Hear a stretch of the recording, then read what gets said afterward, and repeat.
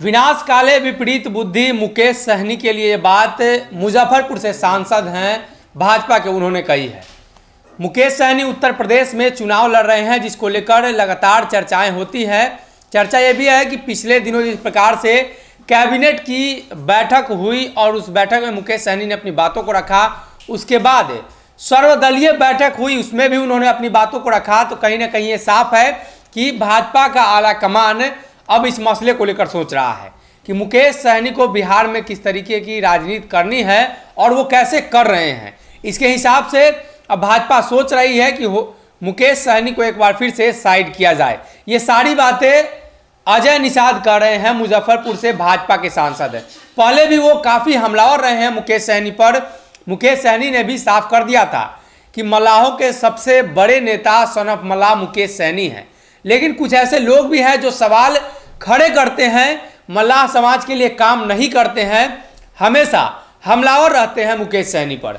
अब ऐसे में उत्तर प्रदेश का चुनाव हो या बिहार में 24 सीटों पर एमएलसी का चुनाव हो, उत्तर प्रदेश में एक पोस्टर छपा था जो काफ़ी चर्चा का विषय बना। भाजपा को न वोट देने की बात मुकेश सहनी कर रहे थे और ये बातें कह रहे थे कि भाजपा को छोड़कर बाकी सभी दलों को आप वोट कर सकते हैं, जिसको लेकर बिहार में काफ़ी विवाद हुआ। मुकेश सहनी के पार्टी के विधायक राजू सिंह से भी इस मसले पर बातचीत की गई। साथ ही भाजपा के कई नेताओं ने एक बार फिर से बयान दिया है और कहा है कि शीर्ष नेतृत्व इस मामले को देखेगा। लेकिन सांसद अजय निषाद बार बार शीर्ष नेतृत्व के द्वारा बातें कही जाने के बाद भी वो लगातार मुकेश सहनी पर हमलावर हैं, तो कहीं ना कहीं उनको लाइसेंस मिल चुका है मुकेश सहनी के खिलाफ बोलने का, खास तौर पे तब जब मुकेश सहनी उत्तर प्रदेश में और बिहार में भाजपा के खिलाफ चुनाव लड़ने का ऐलान कर चुके हैं। अब देखना यह है कि मुकेश सहनी को लेकर भाजपा का आला कमान किस तरीके से सोचता है।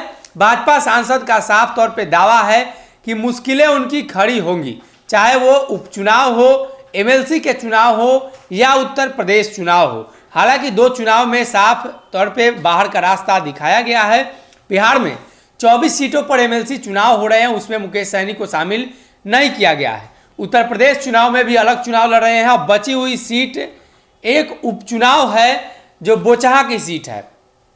अगर वहां मुकेश सहनी को एक बार फिर से टारगेट किया जाता है तो इस गठबंधन का आखिरी दिन होगा और यह भी हो सकता है कि बिहार में राजनीतिक गठबंधन का जो स्वरूप है वो एक बार फिर से बदले। लेकिन सांसद अजय निषाद ने साफ कर दिया है कि मुकेश सहनी को अब इस मसले पर सोचना चाहिए, क्योंकि भाजपा का शीर्ष नेतृत्व भी अब इस मामले पर सोच रहा है। हो सकता है उत्तर प्रदेश के परिणाम के बाद कुछ राजनीतिक बदलाव देखने को मिले और सांसद का जिस प्रकार से दावा है तो ये साफ तौर पे दिखाई दे रहा है कि उत्तर प्रदेश चुनाव के परिणाम आने के बाद बिहार में भी मुकेश सहनी पर नकेल कसी जा सकती है। अगर ये वीडियो पसंद आई और वह बिहार के राजनीति और बिहारियत से सरोकार रखेनी तो सब्सक्राइब बटन दबा के चैनल के सब्सक्राइब कर ली।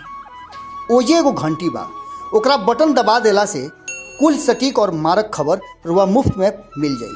अगर रुआ पत्रकारिता के हमनी के नया प्रयोग में सहयोग कर चाहतानी तो ज्वाइन बटन दबा दी।